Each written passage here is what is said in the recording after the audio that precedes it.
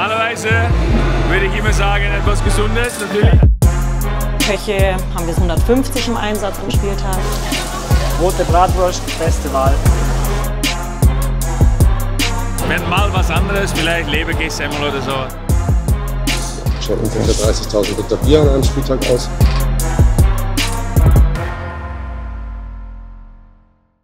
Leute, da sind wir wieder. Herzlich willkommen. Dienstagmorgen in München, besser gesagt direkt vor der Allianz Arena. Matchday -1. Morgen Abend Champions League Heimspiel hier zu Hause im Wohnzimmer gegen Brügge. So, und wie ihr das gewohnt seid, haben wir uns wieder Gedanken gemacht, was wir euch zeigen könnten. Und nach langem Überlegen heißt das Thema für diesen Vlog Stadiongastronomie. Ihr kennt es und seht es alle, wenn ihr in der Arena seid, wenn ihr im Umlauf unterwegs seid, wenn ihr euch was zum Essen, zum Trinken holt. Es ist alles immer perfekt vorbereitet, perfekt organisiert. Aber wie läuft das ab? Wie ist die Anlieferung? Wie werden Speisen und Getränke vorbereitet? All das schauen wir uns an und ihr könnt, wie ihr das gewohnt seid, dabei sein. Mein Name ist Lukas und das ist der FC Bayern Vlog. Let's go! Also starten wir rein. Arena Umlauf. Hier vorne treffen wir gleich Christina von Do & Co. Die wird uns da ein bisschen rumführen. Vorbereitungen laufen schon. Ich bin gespannt. Ja, Christina sollte schon da sein. Von uns auch vorab schon ein Mikro bekommen, dass sie gleich gut versteht. Schauen wir mal. Da ist sie schon. Guten Morgen. Hi, guten Morgen. Hi, wie geht's dir? Hi, gut und selbst? Auch? Ja. Schon alles vorbereitet. Geht's los? Ja, schon. Ja? Wir sind mittendrin. Mittendrin. Wann geht's Mittendrin. los? Wann startet ihr mit den Vorbereitungen?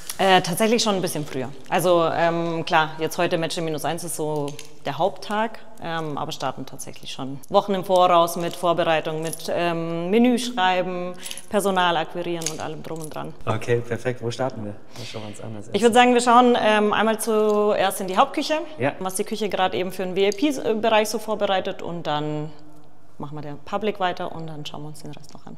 Sehr cool, freue mich drauf. Let's go. Perfekt. Ciao. Christina, wie lange machst du das schon? Also ich bin hier seit 2018, also mein 7. Jahr jetzt. Und was sind alles deine Aufgaben, so Spieltag -1, Spieltag, was treibst du da? Also meine Hauptaufgabe ist eigentlich, also ich leite die Eventabteilung, das heißt bei uns ist es so ein bisschen nicht gesplittet, wir sind natürlich alle mit am Spieltag mit dabei und bereiten alles vor und sind am Spieltag selber natürlich auch im Einsatz. Meine Hauptaufgabe ist allerdings tatsächlich der Nicht-Spieltag. Mhm.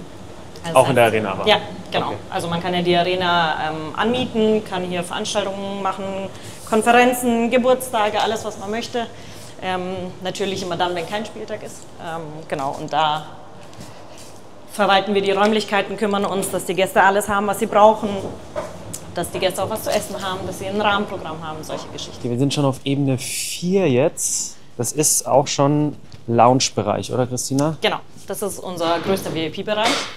Wir haben hier am Spieltag über 2000 Gäste drin, sehr weitläufig, auch sehr auffällig mit der goldenen Decke. Sehr ikonisch auf jeden Fall, ja. Genau. Und hier befindet sich tatsächlich auch auf der gleichen Ebene unsere Hauptküche. Also wir haben im ganzen Stadion nochmal ein paar kleinere Küchen verteilt, haben aber hier jetzt eben unseren Hauptbereich, der dann im Endeffekt am Spieltag 6.000 bis 7.000 VIP-Gäste versorgt. Ja, Wahnsinn. Wie viele Leute arbeiten hier im Catering-Event-Bereich am Spieltag?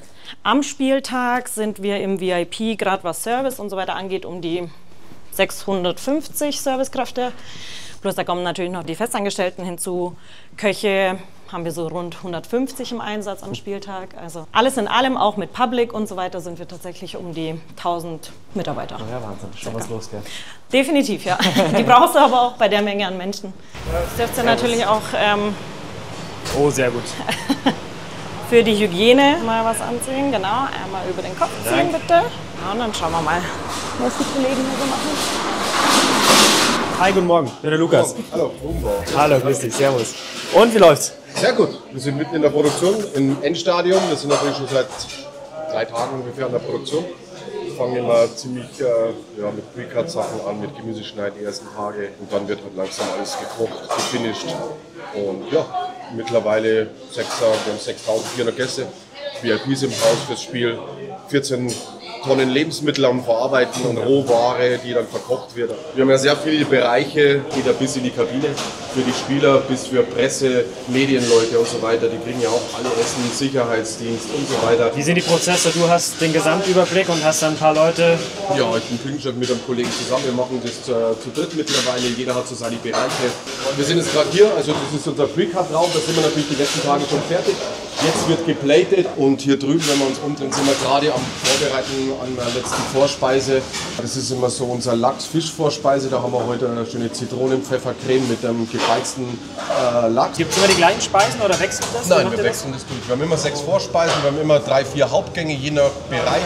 Wir haben fast im ganzen Haus, sage ich mal, zu 90% Buffets. Die sind mehr oder weniger klein in den Bereichen, wechseln aber das Menü pro Spiel immer durch.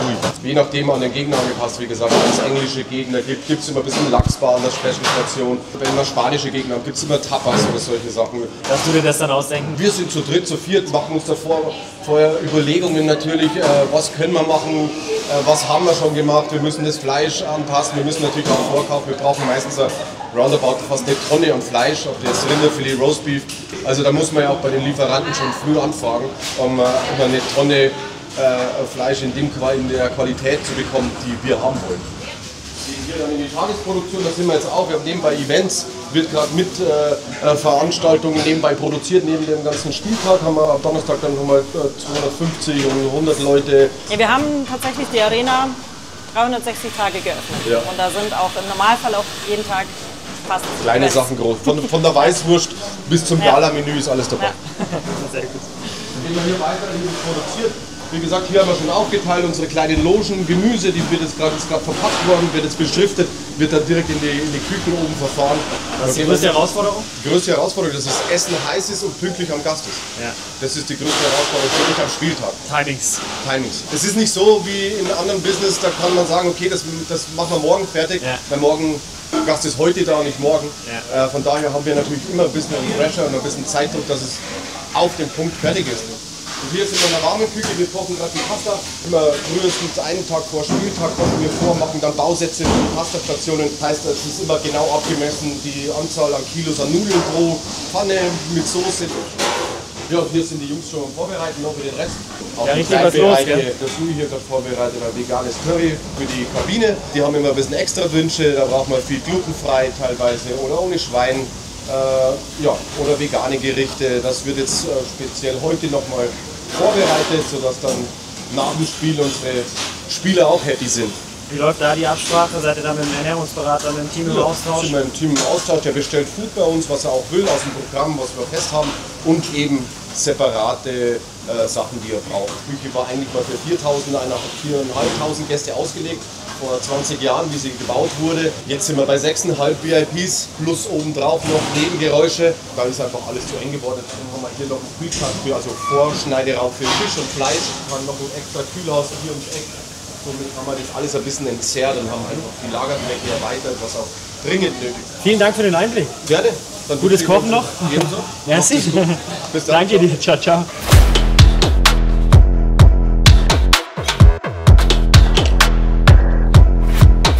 Christina, wo gehen wir hin? Next stop. Wir schauen jetzt mal in unsere Patisserie, Ja. wo eben unsere Desserts vorbereitet werden, eben auch wieder für Spieltag, Event und alle anderen Bereiche drumherum. Sehr schön. Patisserie, hier werden die feinen Sachen gemacht. Also auch da, wenn ihr reinlaufen wollt, müssen wir wieder. Haarnetz.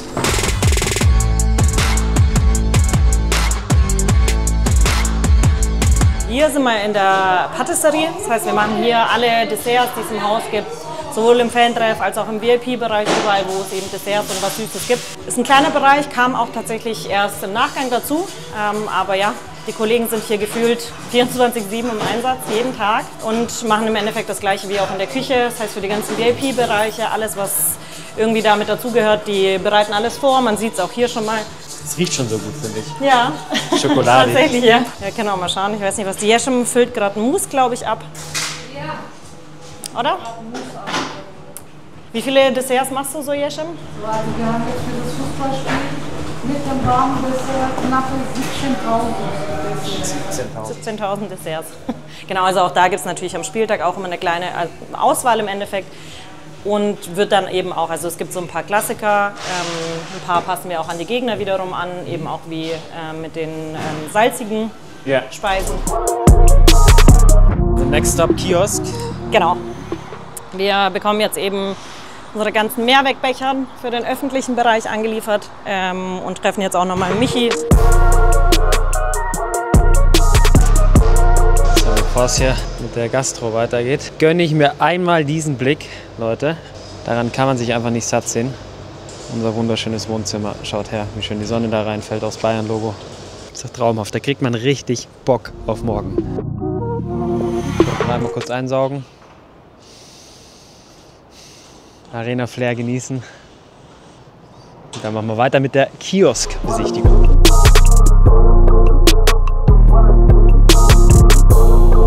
Der Kioskmeister, grüß dich, servus. Ist gut? Jawohl, wir freuen uns. Wir gehen da lang. Wir gehen da lang. Michi, die Frage kannst du wahrscheinlich beantworten. Wie viele Kioske haben wir? Also wir haben hier auf der Ebene 2 16 sogenannte große Kioske, 9 Treppe-Kioske, dann noch einen ausgezogenen Stand. Oben sind es 15, in Summe sind wir bei 44. Mit der Esplanade wären wir dann bei 7. Okay. Was läuft alles am Matchday -1 bei den Kiosken? Was sind so die Aufgaben, die anstehen? Am Matchday -1 kommen die Kioskbetreiber, bereiten die Kioske vor. Wir machen die Becherverteilung, das zeigen wir euch das einmal in live. Ansonsten, wir kontrollieren noch einmal die Auslobung, wir kontrollieren die Kassen, damit alles ready ist für morgen, wenn die Tore aufgehen. Wie viel Bier wird dann ausgeschenkt am Spieltag? Weißt du das auswendig? Ja. Wir schenken circa 650 Liter Fässer Bier aus. Das sind circa, schaut ungefähr 30.000 Liter Bier an einem Spieltag aus. Was wird am meisten gegessen? Wir machen 78% unseres Umsatzes mit Bratwurstbier und der Riesenbrez. Ja? Ja. Also schon die Klassiker. Ja, klar.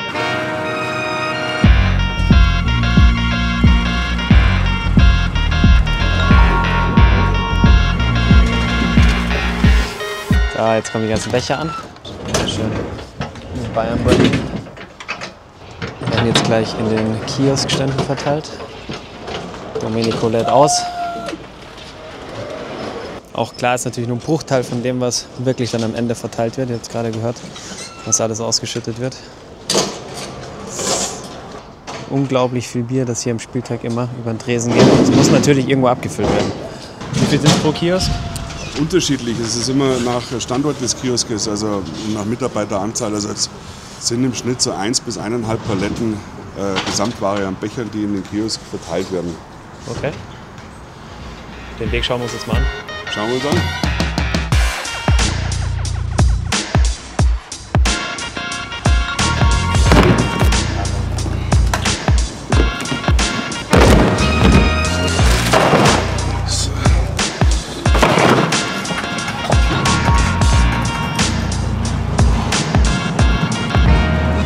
Ich habe mir sagen lassen, es geht zu Kiosk 2, der ist hier gleich in der Nähe.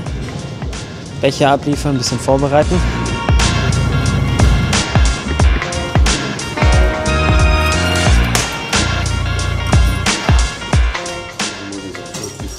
Nummer 2. Vorsicht. Lager für den Verkaufsraum, der dann hier ist. Schauen wir auch gleich nochmal rein. Jetzt kommen die ganzen Becher. Pfandsystem in der Arena auch sehr besonders. Das ist hinter den Kulissen im Arena-Kiosk. Ihr seht das immer von der anderen Seite. Hier ist jetzt gerade noch das Rolltor zu. Da steht ihr immer draußen, stehen wir immer draußen, bestellen uns Bratwurst, Bier, Pommes. Und hier wird alles zubereitet. Wie immer im Vlog, die Ruhe vor dem Sturm. Wir könnten fast schon anfangen. Ja Leute, da fehlt noch was. Becher sind da, aber das Bier noch nicht. Das holen wir jetzt.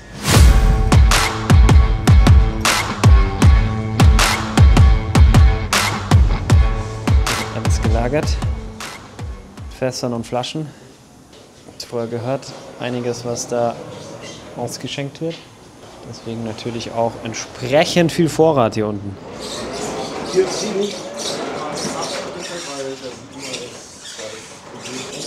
Die Palette kommt jetzt rauf in den Kiosk. wird also auch schon final vorbereitet, weil oben gibt es auch noch Kühlsysteme.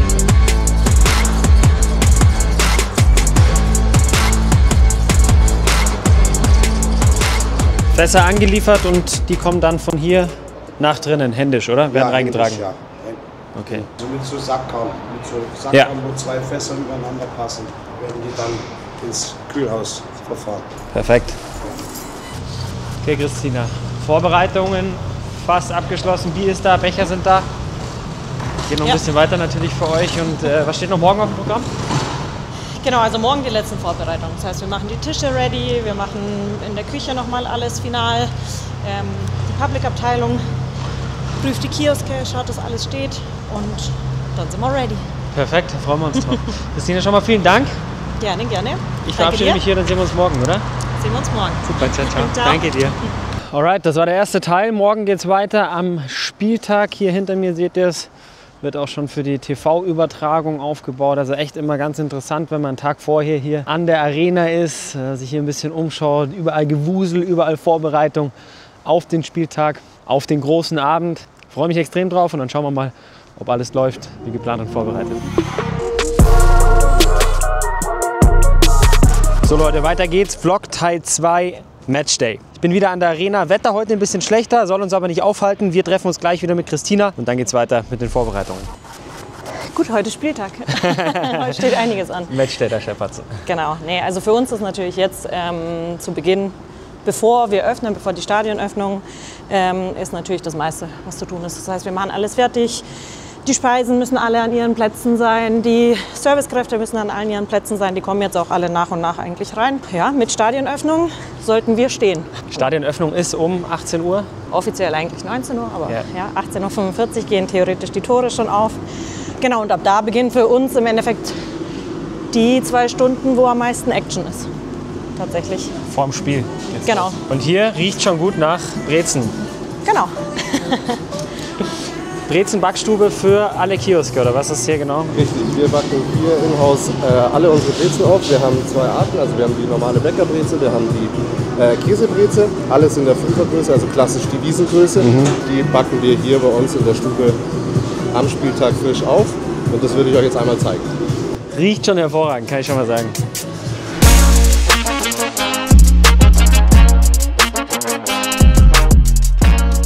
Wir backen im Durchschnitt 5000 Bäckerbrezen auf und ca. 2800 Käsebrezen pro Spieltag.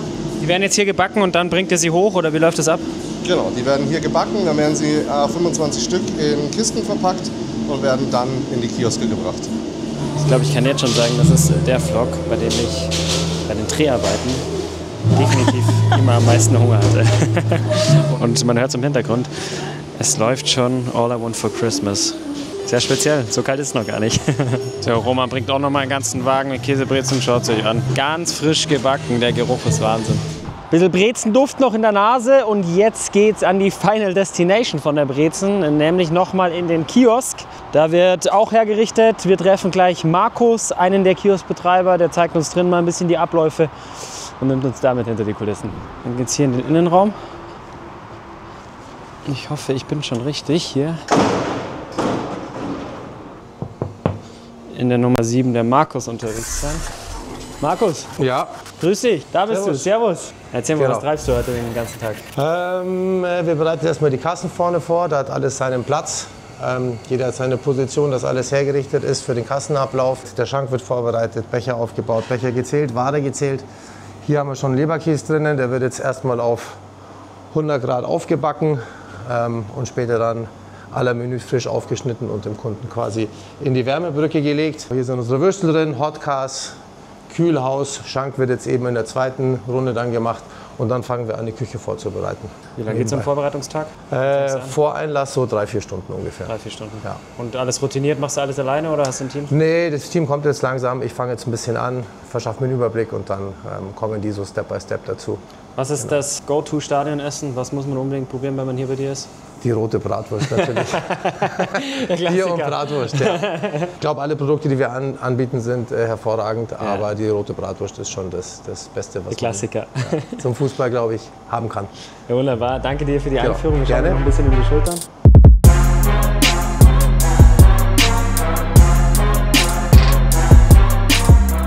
Alle Leute, die hier arbeiten, auch Bayern-Fans? Tatsächlich ist es sehr, sehr viele, gerade Junge, sind Fußballspieler oder Bayern-Fans.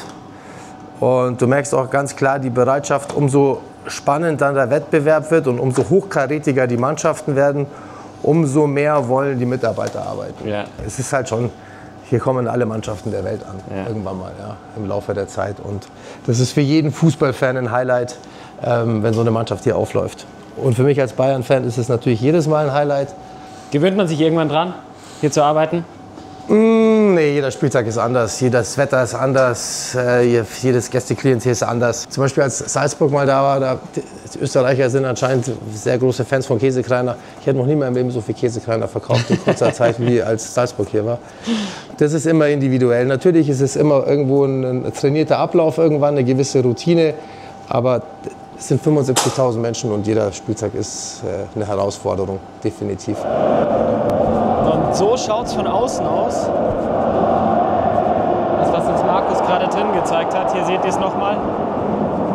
Außenansicht kennt ihr wahrscheinlich auch. Am Spieltag, Schlangen sind dann immer lang, jeder will was essen, jeder will was trinken. Und die Jungs und Mädels hier sind bestens vorbereitet, um das alles abzudecken. Dann schaut mal her, hier hängen die Brezen, die wir gerade unten gesehen haben. Da kommt dann nochmal ein schönes Bayern-Schleifchen dran. So, weiter geht's wieder hier oben auf Ebene 4. Hospitality-Bereich waren wir gestern schon unterwegs. Alles schon eingedeckt, könnt ihr euch auch mal anschauen. Sieht echt top aus. Und die Aussicht ist natürlich Wahnsinn. Nehme ich mal kurz mit raus hier. Schaut euch das an. Also da drin essen, dann hier rausgehen, Spiel anschauen. Ist schon nett. Nächster Stopp Hauptküche. Da waren wir auch gestern schon. Schauen wir mal, wie weit das Team da ist. Top, ich habe wieder mein Haarnetz auf. Wir sind in der Küche, treffen gleich Matthias, Küchendirektor. Der nimmt uns ein bisschen mit zur Speisenzubereitung. Da ist er. Servus, hi. Matthias, grüß Servus, dich. Hi. hi. Geh mal. Du hast schon was vorbereitet, oder? Ja, ein bisschen was vorbereitet, ein paar Probeteller. Und wir müssen einen Kartoffelsalat machen. Sehr gut. Ich hoffe, du kannst da ein bisschen unter die Arme greifen. Das wird sich noch zeigen. Also hier sind wir schon beim Anrichten. Also Oh, wow. das sind jetzt die Vorspeise von unserer Do & Co Lounge. Da mache ich mit den Jungs immer einen Teller fertig. Also das werden dann immer so Menü-Vorspeisen. Das ist jetzt so ein marinierter Saibling mit ein bisschen rote Beete, Avocado, kommt ein Meerrettich dazu, schöner Baby-Romana-Salat, eine schöne Marinade. Schaut schon sehr gut aus und es riecht wahnsinnig gut. Ein bisschen Essig noch reinmachen, Ja. nicht zu viel. Leichte Säure noch. Dann habe ich da meinen roten Zwiebel, den kommt auch ganz zum Schluss mit rein,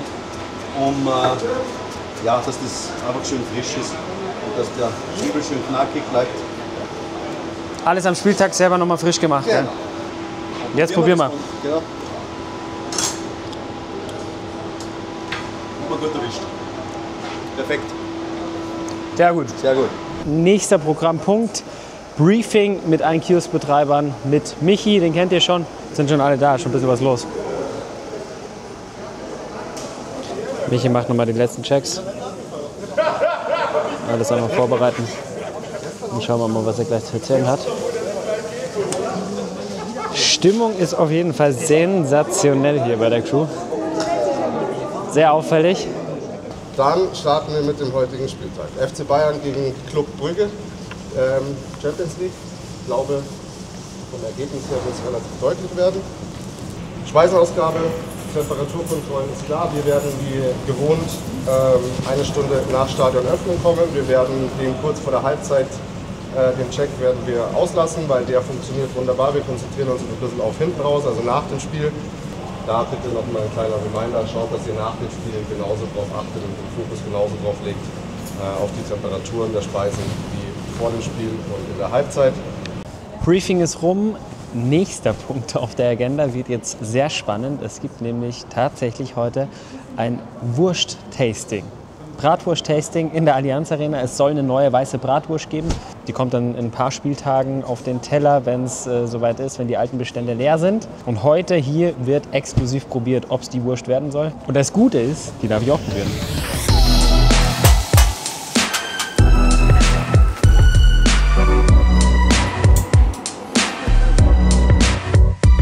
Freunde, es ging um die Wurst und wie sollte es anders sein? Ich habe tatsächlich richtig getippt. Das war die 1, das war die beste, die ist die würzigste. Könnt ihr euch darauf freuen. Die kommt hoffentlich bald in die Arena. Und dann bin ich gespannt, was ihr sagt. Auch ganz spannend und ein Bereich, den ich euch unbedingt zeigen will heute, ist die Belieferung der Rollstuhlfahrer, die in die Arena kommen. Die können sich anmelden und kriegen dann ihr Essen auf die Plätze geliefert und den Weg, den wollen wir jetzt mal abgehen, schauen wir uns jetzt mal an. Können hoffentlich auch was ausliefern. Treffe mich jetzt gleich mit Kim Kremer. Kim ist Behindertenfanbeauftragter beim FC Bayern München, sitzt im Rollstuhl und nutzt den Bestellservice und zeigt mir jetzt gleich mal den Prozess. Sehr coole Sache. Kim, ich grüße dich. Servus. Servus. Und, wie schaut's aus? Grüß dich. Gut. Bist ready? Ja, voll. Ja? Freue mich schon. Du zeigst mir heute mal das Bestellsystem, oder? Genau. Erzähl mal, wie läuft das ab? Also man geht in die Allianz Arena App im besten Fall, hat dann da sein Ticket. Hier brauchen wir das Rollstuhlticket. Dann kommt man hier direkt zum Lieferservice. Los geht's. Und dann hat man hier auch den Platz direkt. Und dann kann man hier seine Sachen bestellen. Nimmst du immer das gleiche oder variierst du? Ja, ich nehme mal das vegane Schnitzel. Und dann kann man hier aussuchen noch eine Cola. Schon recht praktisch, oder? Ja, voll. Also das ist auch, das nenne ich selbstbestimmte Teilhabe, weil sonst musstest du immer eine Begleitperson schicken. Ja. Und das macht schon Spaß jetzt. Ne? Jetzt kannst du es selbst als Mensch mit Rollstuhl mal der Begleitperson Cool. Bier ausgeben und so. Cool. Das ist schon richtig. Schnitzel, Semmel, vegan, Cola Zero. Okay, ich muss es mir merken, weil ich hol's dir jetzt ab. Ja, Ich cool. bring dir jetzt ein Essen. Ja, super. Bis gleich. Bin gespannt. Ja. Bis gleich. Ciao. Auf geht's, Kim hat die Bestellung abgegeben. Schauen wir mal, dass wir es heiß und warm bekommen. Es gibt einen Kiosk hier in der Arena, der all diese Speisen zubereitet, der die Getränke vorbereitet. Da gehen wir jetzt hin und dann holen wir Kim, was er sich bestellt hat. Da sind wir schon. Ist nicht weit von den Rollstuhlplätzen. Schauen wir mal, die Zubereitung schon läuft.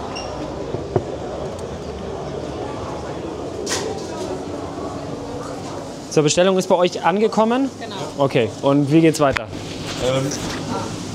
Wir sehen sie am Display und können sie aufmachen. Sehen dann hier, es wurde Schnitzelsemmel und eine Cola Zero bestellt. Genau, und das holen wir jetzt dann gleich aus dem Kiosk. Perfekt.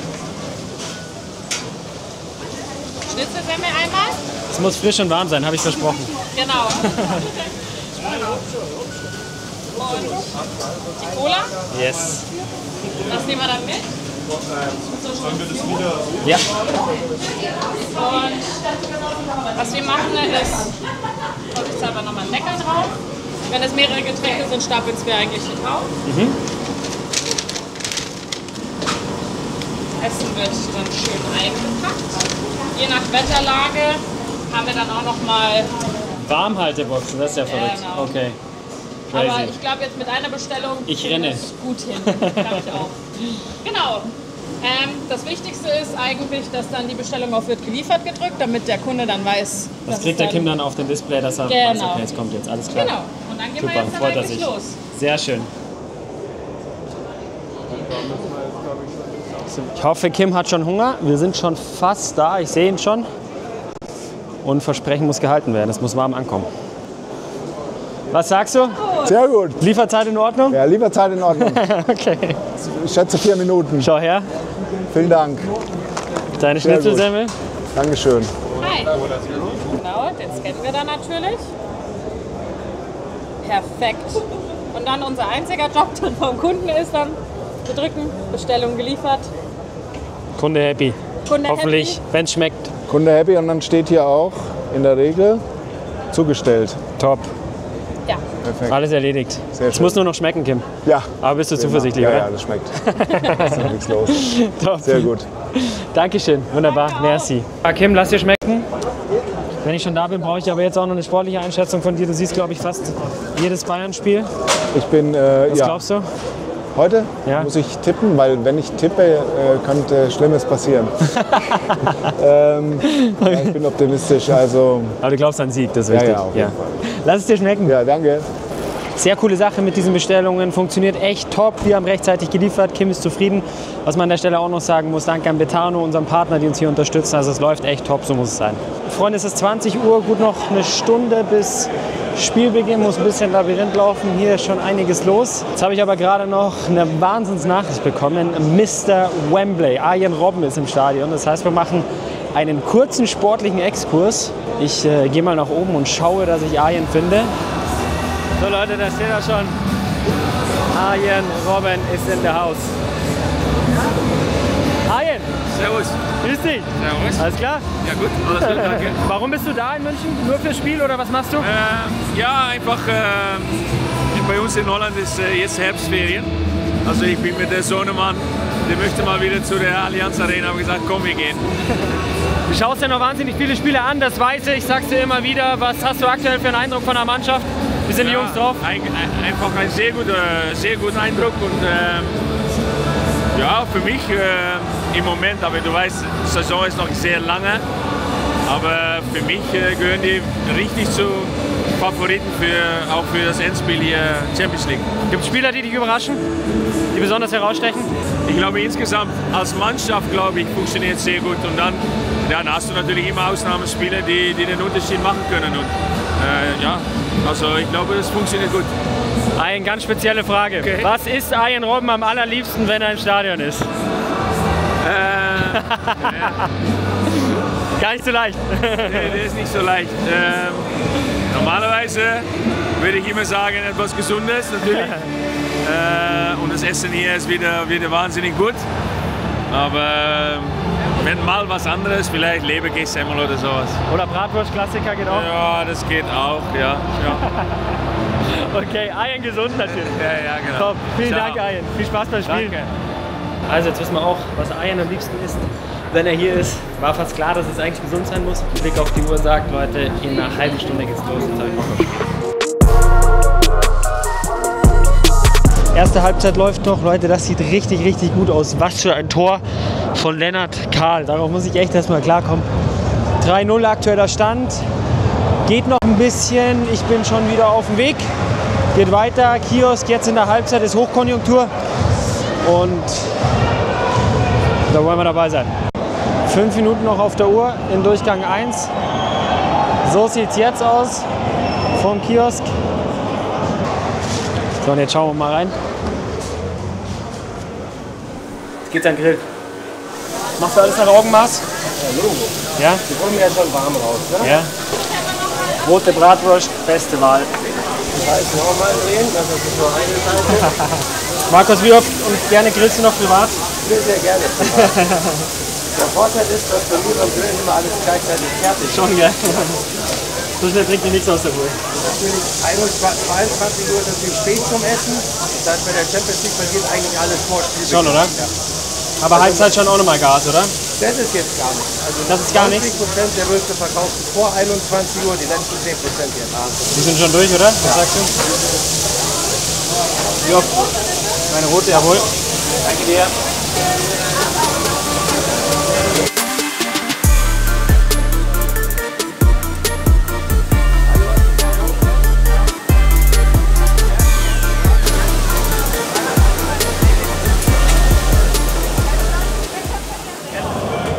Ich sag's euch, wie es ist, war intensiv, nur eine Viertelstunde. Jungs und Mädels, die da drin stehen, ziehen das stundenlang durch. Hat aber auch Bock gemacht und echt krass, dass da für ein Tempo ist. Leute, eine Sache will ich euch jetzt noch mitgeben, wenn wir vom Kiosk stehen, das ist das Pfandbechersystem in der Arena.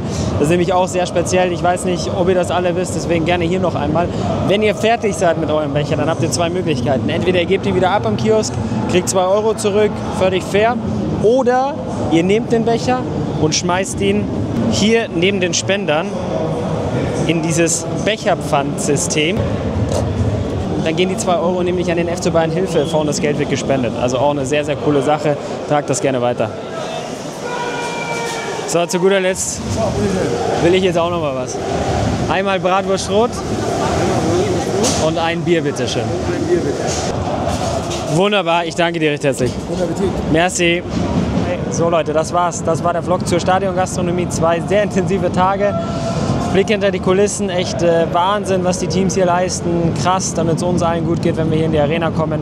Sehr spannende Einblicke, wie ich finde. Ich hoffe, euch hat es auch gefallen. Wenn ihr Feedback oder Kritik habt, dann schreibt es gerne in die Kommentare. Wir lesen uns immer alles durch. Und zu guter Letzt bleibt nur noch mein Fazit und das ist ganz klar. Stadionessen Nummer 1 für mich. Bratwurst, Rot mit Senf und Bier dazu. Dann kann so ein Spieltag nicht geiler sein. Also bis zum nächsten Mal.